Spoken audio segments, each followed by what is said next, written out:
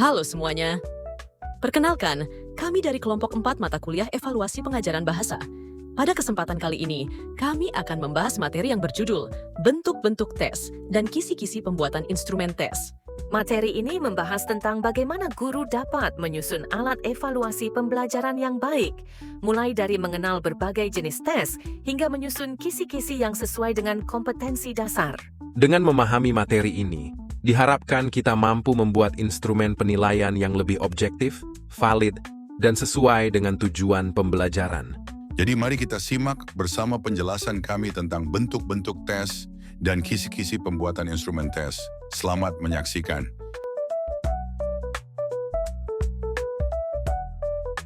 Baik, saya akan menjelaskan tentang bentuk-bentuk tes. Yang pertama ada bentuk tes pilihan ganda. Pilihan ganda adalah bentuk tes yang memiliki satu jawaban yang benar atau yang tepat. Struktur bentuk soal pilihan ganda terdiri dari stem, option, kunci, distractor. Kemudian untuk kelebihan dan kekurangannya, yang pertama kelebihannya adalah dapat mencakup banyak materi pelajaran.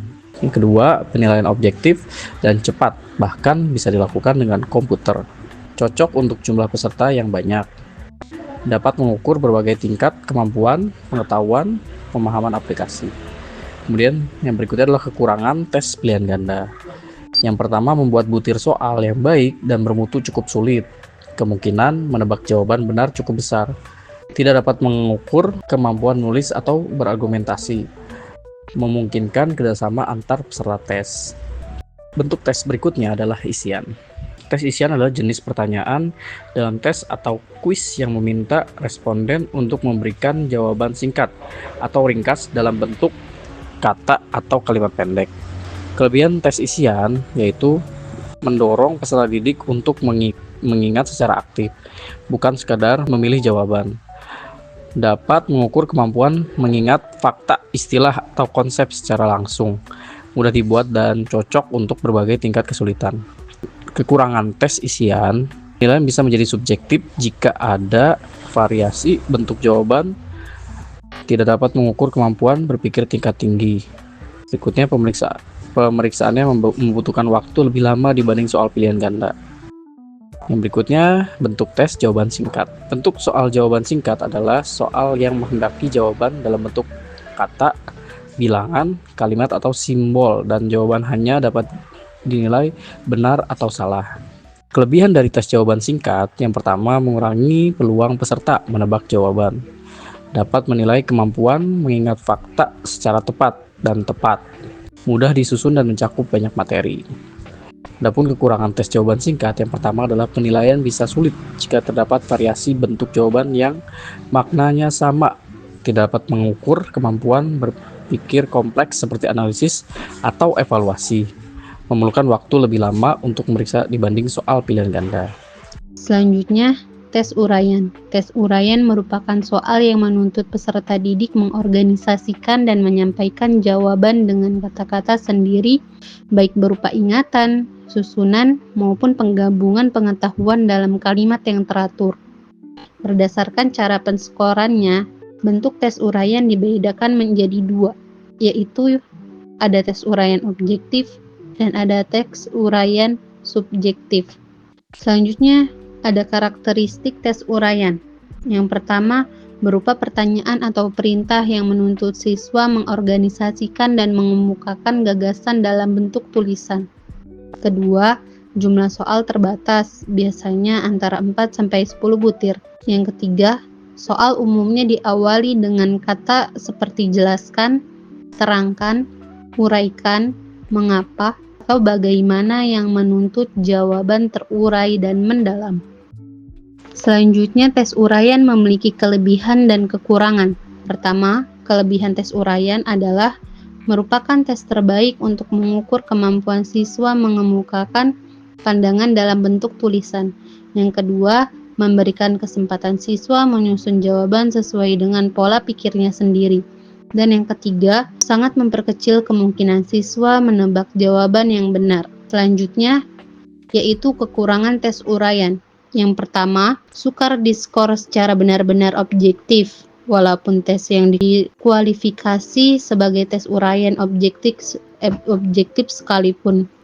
Yang kedua, membutuhkan waktu yang lama untuk menjawab satu pertanyaan. Yang ketiga, membutuhkan waktu yang jauh lebih lama bagi guru untuk membaca dan menilai semua jawaban siswa. Selanjutnya ada tes menjodohkan. Tes menjodohkan merupakan tes yang memiliki dua jalur yang saling berhubungan. Istilah tes menjodohkan disebut juga dengan mencocokkan atau memasangkan. Pada prinsipnya, tes menjodohkan mengevaluasi pengetahuan tentang fakta yang memiliki makna spesifik. Kelebihan tes menjodohkan yang pertama itu mencakup topik yang luas, mudah disusun dibandingkan pilihan ganda, jawaban singkat dan jarang digunakan. Menilai pengetahuan, istilah, definisi, atau peristiwa. Mengukur kemampuan menghubungkan dua hal. Persiapan sederhana dan dibuat secara cepat. Dapat diterapkan pada semua mata pelajaran. Mudah, cepat, dan praktis dalam penskoran. Untuk kekurangannya sendiri itu ada 3. Yang pertama, penilaian bisa menjadi subjektif jika ada variasi bentuk jawaban. Yang kedua, tidak dapat mengukur kemampuan berpikir tingkat tinggi. Yang ketiga, pemeriksaannya membutuhkan waktu lebih lama dibanding soal pilihan ganda. Selanjutnya ada tes benar salah. Bentuk dari tes benar salah ini mengandung 2 kemungkinan jawaban, yaitu benar atau salah. Fungsinya adalah untuk mengukur kemampuan peserta didik agar dapat membedakan antara fakta dengan pendapat. Untuk kelebihan dari tes benar salah ini ada 3, yaitu mudah disusun dan dilaksanakan, dapat dinilai dengan cepat dan objektif, dan dapat mencakup materi yang lebih luas. Untuk kekurangannya sendiri, peserta didik cenderung menjawab dengan coba-coba, memiliki derajat validitas dan reliabilitas yang rendah, dan sering terjadi kekaburan untuk membuat soal yang benar-benar jelas. Dalam menyusun soal benar salah ini, hal-hal yang harus diperhatikan itu ada 4, yaitu membuat petunjuk dengan jelas agar peserta didik tidak bingung. Lalu setiap soal hendaknya mengandung satu pengertian saja. Jangan membuat soal yang masih dipertanyakan benar salahnya, dan hindari menggunakan kata yang dapat memberi petunjuk tentang jawaban yang dikehendaki. Untuk contoh tes benar salah ini bisa memberikan tanda checklist pada pertanyaan yang benar dan tanda silang pada pertanyaan yang salah. Selanjutnya, kisi-kisi pembuatan instrumen tes. Kisi-kisi adalah pedoman dalam menyusun instrumen tes yang berisi informasi tentang ruang lingkup materi, indikator, bentuk soal, dan jumlah soal yang akan dibuat. Fungsinya itu menjadi pedoman penyusunan soal agar sesuai dengan kompetensi, lalu menjamin keterwakilan materi dan proposi tingkat kognitif, memudahkan dalam analisis hasil tes, menjaga keseimbangan tingkat kesulitan soal, dan menyediakan acuan objektif untuk pembuatan dan penilaian soal. Lalu terdapat 6 komponen kisi-kisi, yaitu yang pertama identitas tes, seperti jenis sekolah, mata pelajaran, kelas atau semester, kurikulum, dan alokasi waktu. Yang kedua ada kompetensi yang diuji, seperti indikator atau tujuan pembelajarannya. Yang ketiga ada materi pokok, seperti ruang lingkup atau topik yang diambil dari kurikulum. Yang keempat ada level kognitif. Yang kelima ada bentuk soal, berupa pilihan ganda, uraian, isian singkat, dan sebagainya. Dan terakhir ada nomor soal, yaitu pemetaan indikator ke nomor soal dalam instrumen. D. Prinsip penyusunan kisi-kisi. Yang pertama, representatif. Kisi-kisi harus mencakup semua kompetensi penting yang akan diukur, sehingga seluruh aspek pembelajaran terwakili secara menyeluruh. 2. Proporsional.